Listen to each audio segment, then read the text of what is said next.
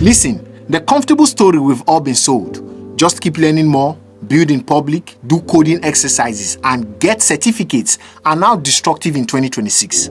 I have seen too many sharp developers, data experts, and designers put in serious work for years only to remain stuck in local roles that do not pay much or continuously being ghosted from USD remote work opportunities. Their portfolios look decent, they have the skills, but the results almost frustrating. Yes, AI is eating up repetitive low and mid-level work that used to be the starting point for many. That part is true. But the fundamental shift is that companies are not just replacing people with AI. They are rebuilding teams around smaller, sharper, and AI-augmented groups that deliver more impact with fewer people. For example, take a look at what's happening in Nigeria right now. Kuda laid off hundreds, and Quidax did the same thing. Even Zap Africa slashed over 40% of its workforce for a leaner and more automated operation. What about profitable players like Branch International? They also made moves. As a matter of fact, these are not companies that are in distress. They are profitable and highly funded. They only chose efficiency over headcount. The bitter truth is that competence is now the bare minimum.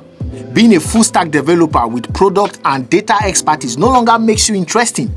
As a matter of fact, to a hiring manager reviewing 200 to 400 applications per role, you are just noise.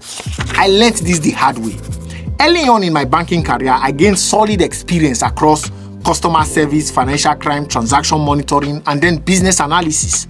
On paper, I looked solid, but when I present myself as a generic business analyst in banking, I get ignored.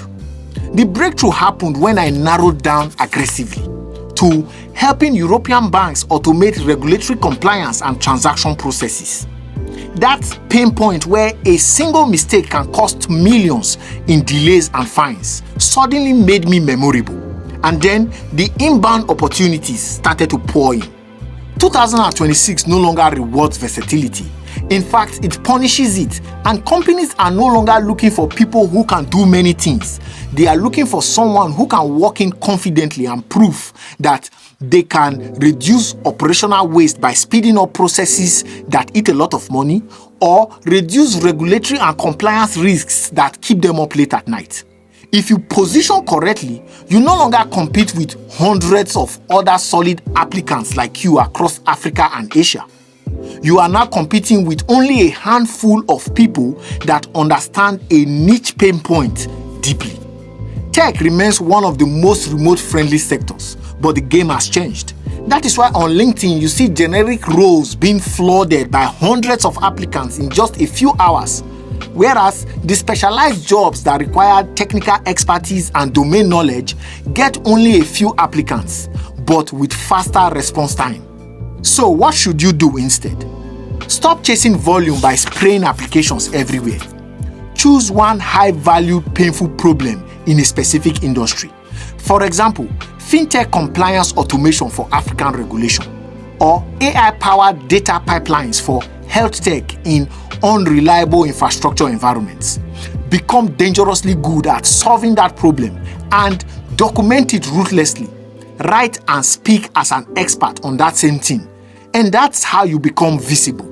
I am not here to motivate you, but to tell you the uncomfortable truth and exactly how the market is operating right now.